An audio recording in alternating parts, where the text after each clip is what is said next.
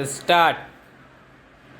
The learned additional Solicitor General brought to our notice that the Union government has since framed the adoption regulations 2017 as well as the model guidelines for foster care 2016. These needs to be implemented by all concerned including the courts, particularly those dealing with issues of adoption. However, as mentioned above, training in the understanding and appreciation of the JJ Act, the model rules, regulations, and guidelines is imperative, and merely handing over copies of these documents to the concerned personnel, even if they are judicial officers or police officers or government functionaries, is not enough. Some sort of training is absolutely necessary so that the aims and objects of the various statutory provisions enacted for the benefit of children and to foster their rights are implemented in letter and spirit. We must emphasize at this stage that it is absolutely necessary for all stakeholders having interest in the welfare of children to work together towards a common goal. This teamwork would include not only the government machinery but also the police, civil society, and the judiciary.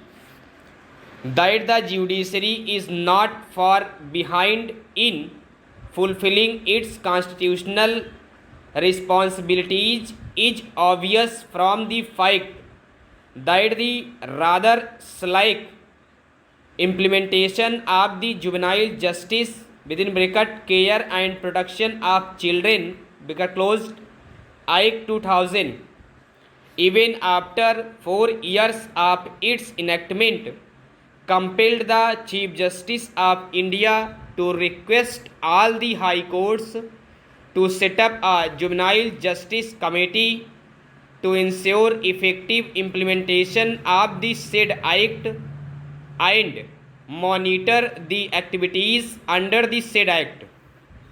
The high courts have a constitutional obligation to ensure that the rights of all citizens including children as guaranteed under the Constitution are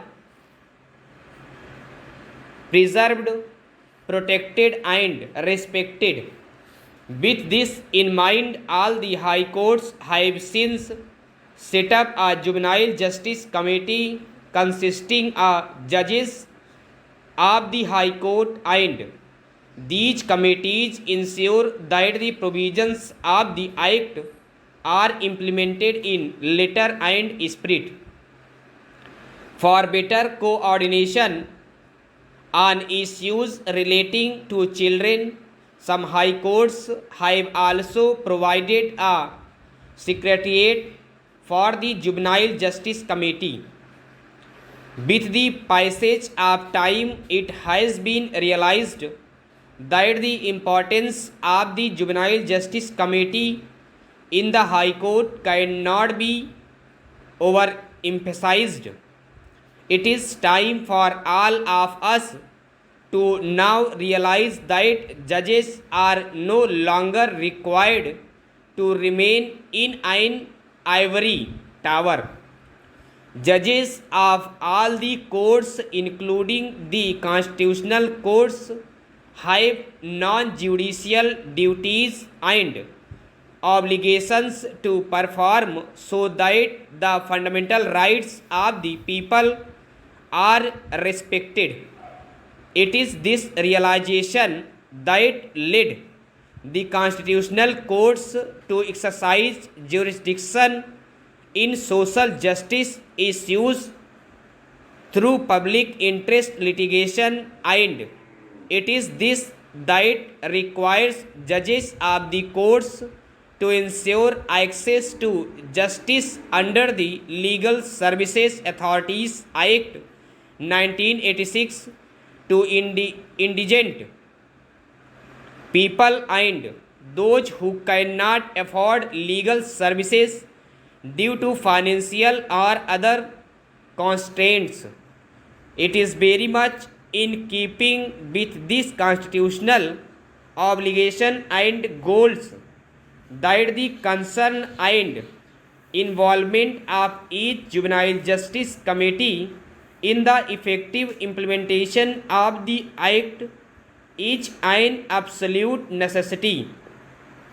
It is equally the obligation of the concerned officials of the state, including the police, to render all assistance to each juvenile justice committee to ensure that the goals envisaged by the JJ Act and the constitutional vision are successfully achieved in the shortest possible time. Stop over.